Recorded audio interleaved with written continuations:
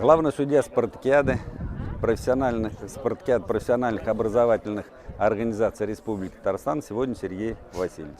Являюсь мастером спорта по военно-спортивным видам, в частности, это военное троеборье, судья всероссийской категории.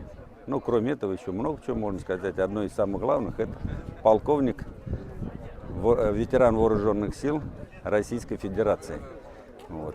Сегодня мы проводим республиканский финал среди обучающихся профессиональных образовательных организаций по ГТО в рамках спартакиады профессиональных образовательных организаций Республики Татарстан. Соревнования состоят из 9 видов программы, которые входят в ГТО.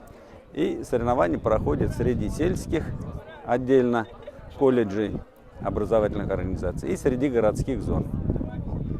В каждой зоне будут определяться победители. Также мы награждаем и в индивидуальном выступлении участников, это как среди юношей и мужчин, можем так уже их назвать, по возрастным категориям. Это 6-я и 7-я ступень ГТО.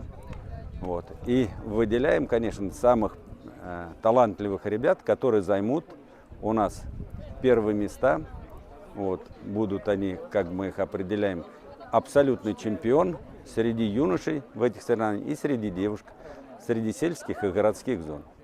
Вот. Соревнования проходят на спортивных объектах поселка городского типа Апастово. Вы сами видите, здесь очень прекрасные это объекты. Вот, хорошие, подготовленные. Я думаю, ребят будут показывать замечательные результаты на этих соревнованиях.